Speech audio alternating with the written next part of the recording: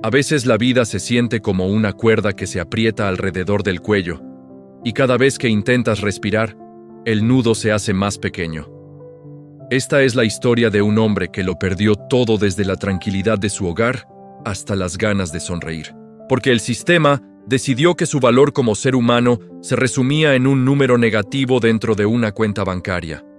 Sin embargo, en medio del ruido de los motores y el calor del asfalto, descubrió que las cadenas más pesadas no son de hierro, sino de falta de conocimiento, y que para salir del agujero, primero hay que soltar la pala.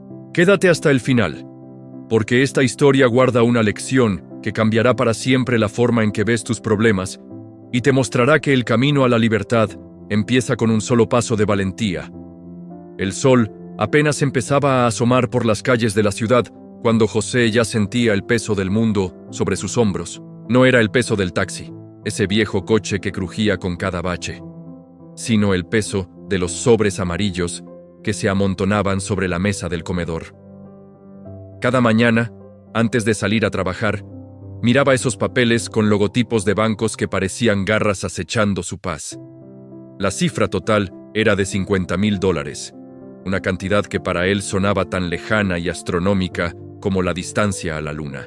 Había cometido el error que cometen muchos: intentar tapar un agujero cavando otro más profundo. Usó una tarjeta para pagar la otra, pidió un préstamo para cubrir los intereses de otro y, sin darse cuenta, se encontró atrapado en una telaraña de la que no sabía cómo escapar. La risa de José se había apagado hacía meses. Sus amigos en la parada de taxis notaban el cambio. Ya no bromeaba sobre el tráfico, ni compartía anécdotas de los pasajeros extraños. Se limitaba a conducir, con la mirada fija en la carretera y la mente perdida en cálculos matemáticos que nunca cuadraban. Cada vez que el teléfono sonaba, su corazón daba un vuelco. Sabía que eran ellos, los cobradores, con sus voces ensayadas y sus amenazas veladas, recordándole que debía dinero, que el tiempo se acababa, que su casa y su auto estaban en peligro. La presión era tan grande que a veces sentía que el aire dentro del taxi se agotaba. Un martes por la tarde, después de una jornada de 12 horas, donde apenas había logrado juntar lo suficiente para el combustible y un par de comidas mediocres, recibió la llamada que tanto temía. Una voz fría le informó que el proceso de embargo había comenzado. Le quitarían lo único que le permitía trabajar, su herramienta de vida. En ese momento se detuvo a un lado de la avenida, apagó el motor y apoyó la cabeza contra el volante. El silencio fue absoluto. No había lágrimas, solo un vacío inmenso. Se dio cuenta de que había estado huyendo de un fantasma que él mismo había alimentado. La deuda no era solo dinero, era el miedo que le impedía ver una salida. Esa noche, al llegar a su pequeño apartamento, no encendió la televisión ni buscó distraerse. Se sentó frente a la mesa y, por primera vez en años, abrió todos los sobres. Los extendió uno a uno, enfrentando la realidad cara a cara. Sumó cada centavo, anotó cada tasa de interés y miró fijamente los nombres de los acreedores. El panorama era desolador. Tenía deudas con 3 bancos diferentes, 2 tiendas de electrodomésticos y un préstamo personal con un interés que rayaba en lo ridículo. El total seguía siendo el mismo, pero al verlo escrito en papel, algo cambió en su interior. Ya no era una nube negra e informe, ahora era un enemigo con nombre y apellido. Recordó algo que había escuchado de pasada en una charla de radio sobre finanzas. No se trata de cuánto ganas, sino de cómo manejas lo que tienes. Hasta ese momento, su estrategia había sido el caos. Pagaba al que más gritaba, al que más lo amenazaba, sin un plan real. Decidió que eso se acababa esa misma noche. Recordó la importancia de diferenciar entre la deuda buena y la deuda mala. Entendió que se había hundido comprando cosas que no necesitaba con dinero, que no tenía para impresionar a gente a la que no le importaba. El televisor gigante de la sala, los muebles a plazos, las cenas caras para olvidar la tristeza, todo eso era deuda mala, un lastre que lo hundía en el océano. A la mañana siguiente, no salió a conducir de inmediato. Primero, fue a buscar a un viejo conocido. Un hombre que años atrás había pasado por algo similar y que ahora vivía con una calma que José envidiaba. Se sentaron en un pequeño café y, sin rodeos, José le contó su situación. No buscaba un préstamo, buscaba una dirección. El hombre lo escuchó en silencio bebiendo su café, sin prisa, y luego le dijo que el secreto no estaba en ganar $1.000.000 de la noche a la mañana, sino en entender la psicología detrás del dinero.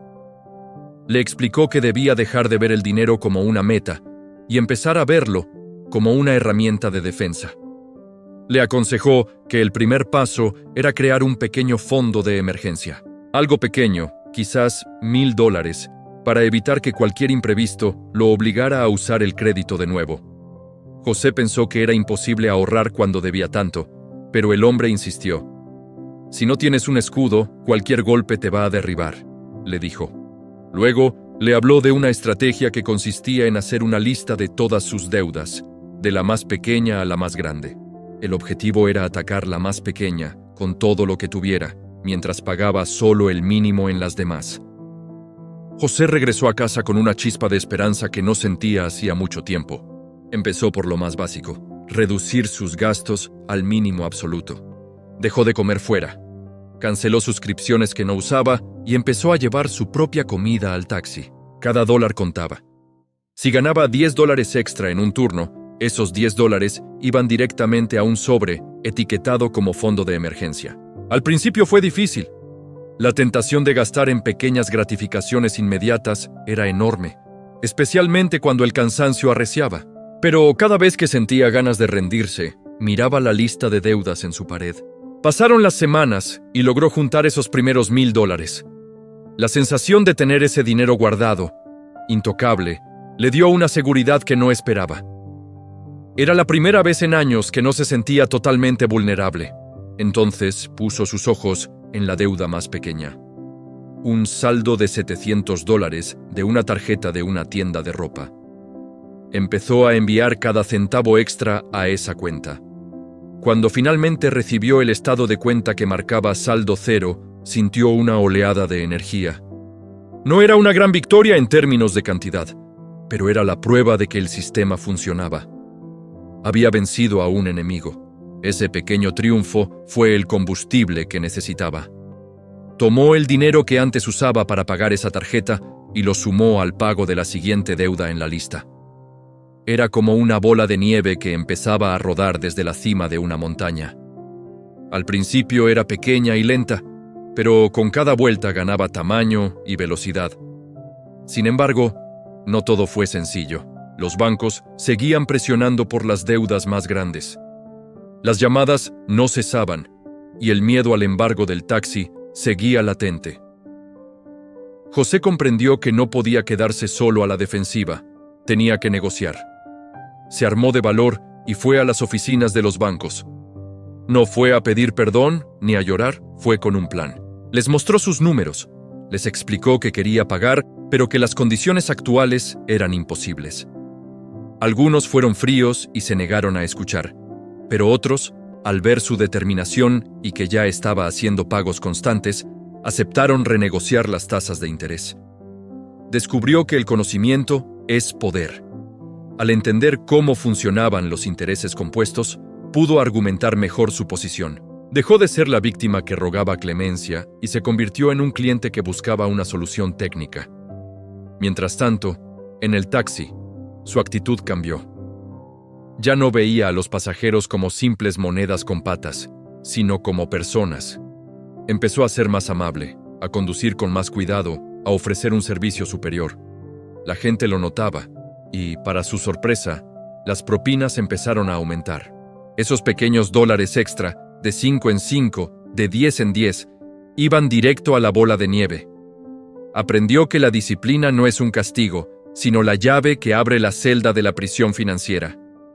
Cada noche, antes de dormir, tachaba los días en el calendario y revisaba su progreso. El camino era largo, pero por primera vez, el final se veía posible. La transformación no era solo en sus finanzas, sino en su rostro. La tensión en su mandíbula desapareció. Empezó a dormir mejor.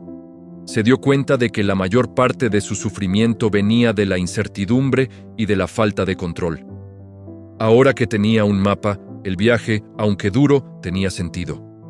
Entendió que el dinero no es bueno ni malo, es simplemente un amplificador de quién eres. Si eres esclavo de tus deseos, el dinero te consumirá.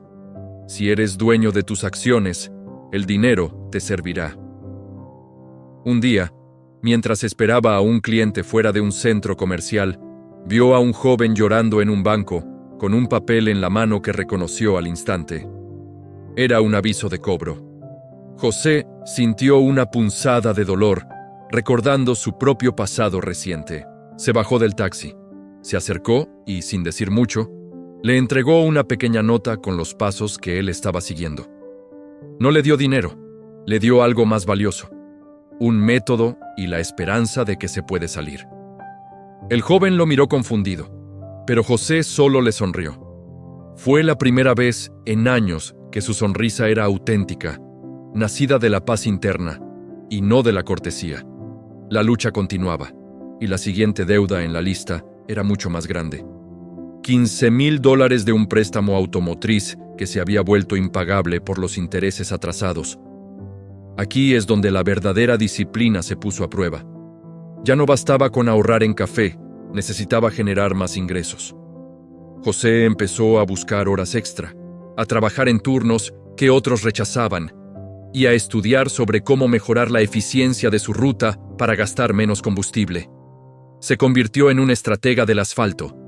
Cada decisión, cada giro del volante, estaba calculado para maximizar su capacidad de pago. A pesar del cansancio físico, su mente estaba más clara que nunca. Había aprendido la diferencia entre precio y valor. El precio es lo que pagas, el valor es lo que obtienes. Empezó a valorar su tiempo, su salud y su libertad por encima de cualquier objeto material.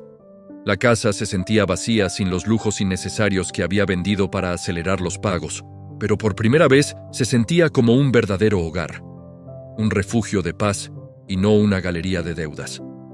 La transformación interna estaba completa. Ahora solo faltaba que los números en el banco reflejaran esa nueva realidad. José sabía que el éxito no llegaría por suerte, sino por la repetición constante de hábitos correctos. La bola de nieve ya era grande y pesada, y nada podía detenerla. Estaba a mitad del camino, enfrentando el tramo más empinado, pero ya no tenía miedo. Sabía que cada dólar pagado era un centímetro más de libertad recuperada, y así, con el motor rugiendo y el corazón lleno de propósito, continuó su marcha hacia un futuro donde nunca más permitiría que un banco le quitara la risa. El camino hacia la libertad no es una línea recta, sino una serie de curvas cerradas donde la voluntad flaquea. José ya había eliminado 3 de sus deudas menores, pero ahora se encontraba frente a la gran montaña. El préstamo personal de $20,000 que había pedido originalmente para una supuesta inversión que resultó ser un engaño. Los intereses de este préstamo eran feroces, casi como si el dinero tuviera vida propia y se multiplicara cada noche mientras él dormía. Sin embargo, ya no era el mismo hombre que se escondía de las llamadas telefónicas. Ahora, cada vez que el teléfono sonaba, respondía con una calma que descolocaba a los cobradores. Tenía una libreta donde anotaba el nombre de cada persona con la que hablaba, la fecha, la hora y lo que se decía. Había aprendido que el registro es la defensa del deudor honesto. Un día, mientras revisaba los contratos que había firmado años atrás, se dio cuenta de algo que antes le pasaba desapercibido. Los bancos a menudo cometen errores o incluyen cláusulas que, si se analizan bien, pueden ser negociadas. Descubrió que una parte importante de lo que debía no era el capital original, sino una montaña de cargos por mora, seguros que nunca pidió y comisiones administrativas que parecían inventadas. Con este conocimiento en mano, decidió que era hora de una segunda ronda de negociaciones, pero esta vez no iría a la sucursal local. Escribió cartas formales, enviándolas por correo certificado, solicitando un desglose detallado de su deuda. Aprendió que cuando pides las cosas por escrito y de manera formal, el tono de la conversación cambia. Los bancos se dan cuenta de que ya no están tratando con alguien desesperado, sino con alguien que conoce sus derechos. Mientras esperaba las respuestas, el trabajo en el taxi se volvió una forma de meditación. Cada pasajero era una oportunidad para practicar la paciencia. Un viernes por la noche, subió a su auto un hombre elegante que parecía tener el mundo a sus pies, pero que no dejaba de suspirar con angustia. Durante el trayecto, el hombre confesó que estaba a punto de perder su negocio por una mala gestión de créditos. José, con la sabiduría que dan las cicatrices, no le dio dinero, pero le habló de la importancia de proteger sus activos. Le explicó cómo él estaba separando su vida personal de sus obligaciones financieras y cómo estaba priorizando los pagos según el impacto emocional y financiero. El hombre lo miró por el retrovisor, sorprendido de encontrar tanta claridad en un taxista. Al bajar, le dejó una propina de $50 y le dio las gracias por haberle devuelto la perspectiva. Esos $50 no fueron a su bolsillo para una cena especial. Fueron directamente al sobre de la deuda de $20,000. José entendió que para liquidar una deuda en tiempo récord no se puede ser tibio. O se está dentro o se está fuera. Empezó a buscar formas de aumentar su flujo de efectivo más allá del volante. Se dio cuenta de que muchos de sus compañeros taxistas no sabían cómo llevar sus cuentas básicas. José, que ahora dominaba las hojas de cálculo y el control de gastos, empezó a cobrar pequeñas asesorías para ayudarles a organizar sus finanzas personales. Les cobraba $20 por sesión, un precio justo que le permitía generar un ingreso extra sin descuidar su trabajo principal. Lo que empezó como una necesidad de supervivencia se estaba transformando en una nueva habilidad.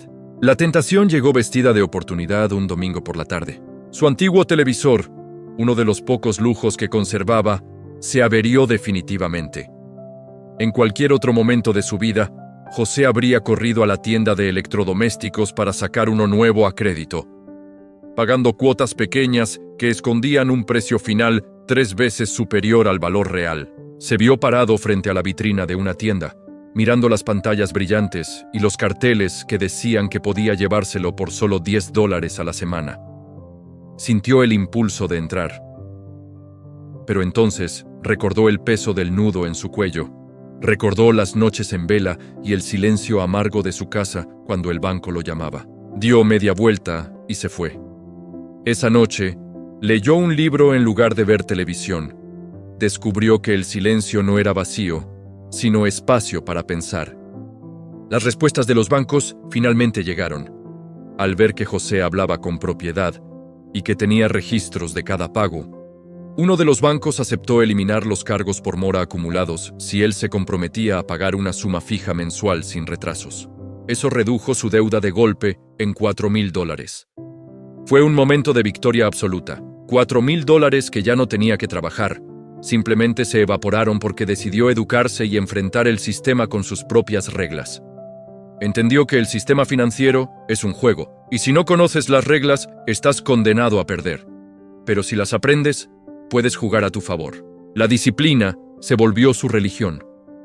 Se levantaba a las 4 de la mañana para limpiar su taxi y revisar los niveles de aceite y agua. Cuidar su herramienta de trabajo era cuidar su fuente de libertad.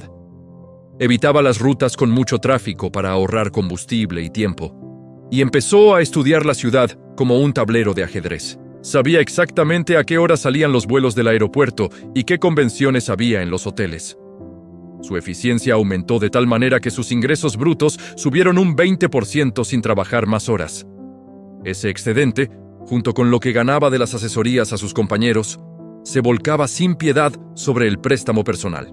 A veces, la soledad de la lucha era dura. Ver a otros gastar dinero en fiestas o ropa nueva le generaba una punzada de envidia momentánea. Pero luego recordaba que esa libertad aparente era solo una ilusión construida sobre arena. Ellos eran dueños de sus cosas, pero las cosas eran dueñas de ellos. José, en cambio, estaba comprando algo que no se puede tocar: su tiempo y su paz mental. Empezó a ver cada billete de $100 no como papel, sino como una hora de su vida que recuperaba del banco. Cada vez que hacía un pago extraordinario, sentía que un eslabón de su cadena se rompía. Hubo un mes especialmente difícil donde el taxi necesitó una reparación costosa en la transmisión. Eran $2,000 que no tenía previstos. En el pasado, esto habría sido una tragedia absoluta que lo habría devuelto a las tarjetas de crédito.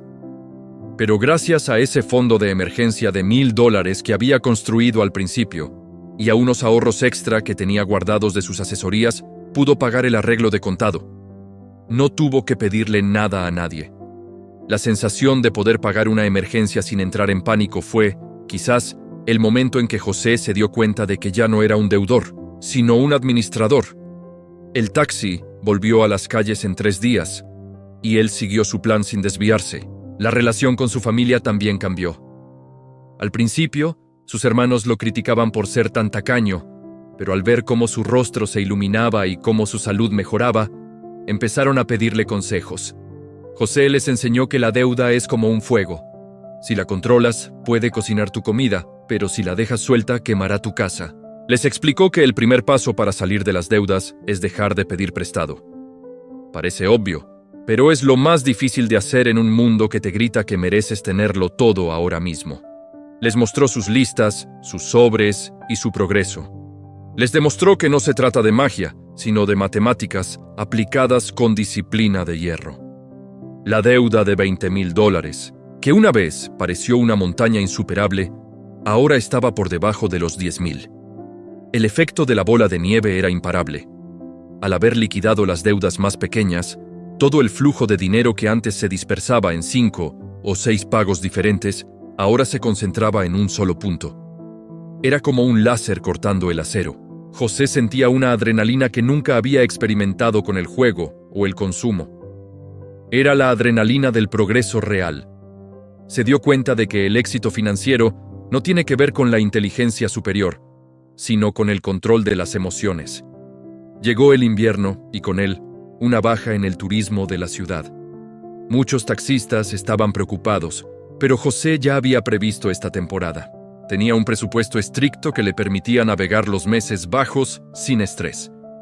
Mientras otros se desesperaban y volvían a usar el crédito para pagar sus gastos básicos, él se mantenía firme. Había aprendido que el ahorro no es lo que te queda después de gastar, sino que el gasto es lo que te queda después de ahorrar y pagar tus deudas. Esta distinción, tan simple pero tan profunda, fue lo que lo mantuvo a flote mientras el resto se hundía. En este punto de su viaje, José ya no solo quería pagar sus deudas, quería entender cómo funcionaba la riqueza a largo plazo. Empezó a leer sobre cómo los seguros pueden proteger el patrimonio y por qué es importante tener una estructura legal adecuada, incluso para un pequeño trabajador independiente. Aprendió que si su taxi estaba a nombre de una pequeña empresa en lugar de a su nombre personal, podía tener ciertas protecciones legales y beneficios fiscales que antes ignoraba. No era cuestión de evadir, sino de ser inteligente con las leyes que ya existen. Cada libro que terminaba era una nueva herramienta en su cinturón. Faltaban solo $5,000 para ser totalmente libre. Los bancos, al ver que era un pagador impecable, empezaron a enviarle ofertas de nuevas tarjetas de crédito con límites altos y tasas supuestamente bajas. Eran como sirenas tratando de atraerlo de nuevo hacia las rocas. José miraba esas cartas y las rompía con una sonrisa. Ya no caería en la trampa. Había entendido que el banco no es tu amigo. Es un negocio que vende dinero. Y el dinero más caro es el que se pide por desesperación o por vanidad. Él ya no tenía ninguna de las dos. El proceso de transformación estaba llegando a su clímax. José ya no era solo un taxista que pagaba deudas. Era un hombre con una visión. Había recuperado su risa. Pero no era la risa vacía de antes, sino una risa llena de suficiencia y orgullo propio.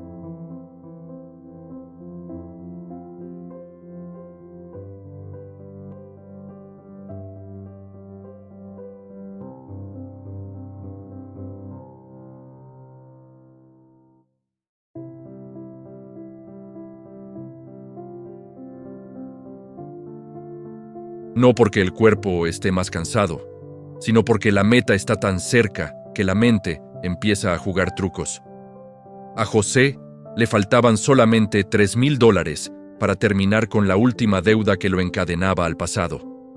El ambiente en la ciudad se sentía diferente, o quizás era él quien veía el mundo con otros ojos.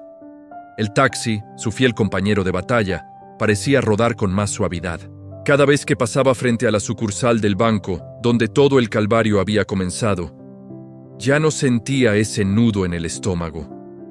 Sentía algo parecido a la compasión por quienes seguían entrando a esas oficinas con la mirada perdida y los hombros caídos. Para acelerar el proceso final, José tomó una decisión radical. Decidió vender aquel reloj de pulsera que su padre le había heredado.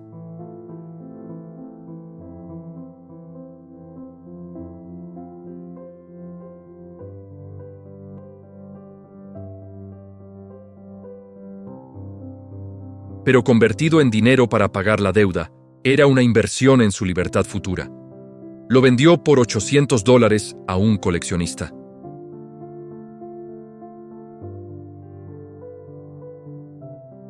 Sabía que su padre estaría más orgulloso de ver a un hijo libre y dueño de su destino, que de verlo cargando una reliquia mientras era esclavo de los intereses bancarios. Con ese dinero y el fruto de un mes de trabajo intenso, donde incluso se ofreció como conductor privado para una delegación de empresarios extranjeros, logró juntar los últimos $1,500. El día señalado llegó. Era un viernes soleado, muy parecido al día en que recibió aquella llamada de amenaza de embargo años atrás. Se vistió con su mejor camisa, se afeitó con cuidado y limpió el taxi hasta que brilló bajo el sol. Condujo hasta el banco, pero esta vez no buscó un rincón oscuro para estacionarse. Aparcó justo en la entrada principal, con la seguridad de quien va a recuperar lo que le pertenece. Al entrar, pidió hablar con el gerente de cobros. La mujer que lo atendió, la misma que meses atrás lo había tratado con frialdad y desdén, lo miró sorprendida. José no dijo nada. Simplemente puso sobre el escritorio el último fajo de billetes y una carta donde solicitaba el finiquito total y el levantamiento de cualquier gravamen sobre sus bienes. La mujer contó el dinero lentamente, revisó el sistema y, tras unos minutos que parecieron siglos, imprimió un documento. Era un papel sencillo, con un sello húmedo y una firma, pero para José era el título de propiedad de su propia vida. Al salir de la oficina, respiró hondo. El aire sabía diferente. El ruido de la calle ya no era un caos hostil, sino una sinfonía de posibilidades. Esa noche, José no celebró con una fiesta costosa, ni compró botellas de licor para impresionar a nadie. Se fue a su casa, preparó una cena sencilla pero deliciosa, y se sentó en silencio absoluto. Miró la pared donde antes colgaban las listas de deudas y los avisos de cobro. Ahora la pared estaba limpia. Se dio cuenta de que el mayor cambio no estaba en su cuenta bancaria, sino en su carácter. La disciplina que había forjado para salir del agujero se había convertido en su nueva forma de ser. Había aprendido que el dinero es un excelente esclavo, pero un pésimo amo. Había entendido que la verdadera riqueza no es tener muchas cosas, sino necesitar muy pocas y tener el control total sobre tu tiempo. Pasaron los meses y José continuó con sus nuevos hábitos. Aunque ya no tenía deudas, siguió llevando su control de gastos con la misma rigurosidad. El dinero que antes destinaba a los bancos, ahora lo destinaba a un fondo de inversión que él mismo gestionaba después de haber estudiado lo básico sobre el mercado financiero. Ya no trabajaba 14 horas al día por desesperación, sino 8 horas por gusto. Tenía tiempo para caminar por el parque, para leer los libros que siempre había postergado y para visitar a sus amigos. Su risa, aquella que el banco le había quitado, volvió con más fuerza, pero ahora era una risa sabia, tranquila, la risa de alguien que conoce el valor del esfuerzo y la recompensa de la paciencia. Un día, uno de sus compañeros de la parada de taxis se le acercó con el rostro desencajado. Le contó que le habían subido la cuota del préstamo del auto y que ya no sabía qué hacer para llegar a fin de mes. José lo invitó a tomar un café, pero esta vez no fue él quien pagó la cuenta para aliviarle el momento. En lugar de eso, sacó una libreta en blanco y se la entregó. Le dijo que el primer paso no era conseguir más dinero, sino entender a dónde se estaba yendo el que ya tenía. Le explicó el método de la bola de nieve. Le habló de la importancia de protegerse legalmente y de cómo negociar con los bancos desde una posición de conocimiento y no de miedo. El compañero lo miraba con incredulidad. ¿Cómo es posible que un taxista sepa tanto de estas cosas?, le preguntó. José solo sonrió y le respondió que el dolor es un gran maestro si estás dispuesto a escuchar la lección. Le confesó que el banco no solo le había quitado la risa, sino que casi le quita la dignidad, y que fue en ese punto de quiebre donde entendió que nadie vendría a salvarlo. Tuvo que salvarse él mismo a través de la educación y la voluntad. No se trata de suerte, le dijo. Se trata de decidir que tu libertad vale más que cualquier objeto que puedas comprar a crédito. La historia de José se corrió por todo el gremio. Se convirtió en una especie de mentor silencioso. No buscaba fama ni dinero por sus consejos. Simplemente sentía que su propósito ahora era evitar que otros cayeran en la misma trampa que él. Se dio cuenta de que la falta de educación financiera es una de las formas de esclavitud más modernas y silenciosas que existen. La gente trabaja toda su vida para pagar intereses de cosas que ya ni siquiera usan o que ya se han roto. Él había roto ese ciclo y quería que otros hicieran lo mismo. Con el tiempo, José logró ahorrar lo suficiente para comprar un segundo taxi, pero esta vez no pidió un centavo prestado. Lo compró de contado, usando los frutos de su ahorro y de sus inversiones. Contrató a un joven que estaba pasando por dificultades y le puso una sola condición. Además de conducir el taxi y cuidarlo, el joven debía sentarse con él una vez a la semana para aprender a manejar sus propias finanzas personales. José no quería ser un jefe, quería ser un puente hacia la independencia de alguien más. La moraleja de esta historia no se encuentra en los números, ni en los dólares acumulados, ni en los documentos firmados en el banco. La verdadera enseñanza reside en entender que las crisis económicas son, en el fondo, crisis de perspectiva. A menudo creemos que nuestra situación es permanente y que estamos destinados a vivir bajo la bota de nuestras obligaciones, olvidando que nosotros mismos somos los arquitectos de nuestras prisiones y, por tanto, los únicos que tenemos la llave para salir de ellas. La transformación de José nos enseña que el camino hacia la superación personal no requiere de grandes golpes de fortuna, sino de una disciplina inquebrantable y de la humildad necesaria para reconocer que no sabemos todo. Salir de una deuda en tiempo récord no es un milagro financiero. Es el resultado de una decisión consciente de cambiar el consumo inmediato por la libertad duradera. Es el acto de valentía de mirar a los problemas a los ojos, ponerles nombre y atacarlos uno por uno, con la paciencia de quien sabe que las grandes catedrales se construyen piedra sobre piedra.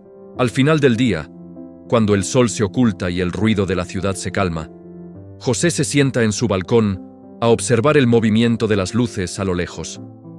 Sabe que allá afuera hay miles de personas atrapadas en la misma red que él una vez habitó. Siente una profunda gratitud por las cicatrices de su proceso, porque fueron ellas las que le recordaron que el hombre que recupera su risa después de haberlo perdido todo es, en realidad, el hombre más rico del mundo. Porque esa riqueza, la que nace de la paz interna y del dominio propio, es la única que ningún banco, por poderoso que sea, podrá quitarle jamás. La libertad no es un destino al que se llega, sino una forma de caminar por la vida. José lo descubrió de la manera más dura, pero también de la más hermosa. Su taxi sigue recorriendo las calles, pero ya no es un vehículo de esclavitud, sino un símbolo de triunfo. Y cada vez que alguien sube a su auto y ve su sonrisa tranquila, sabe que está frente a un hombre que no solo liquidó una deuda, sino que reclamó su derecho a ser feliz bajo sus propios términos.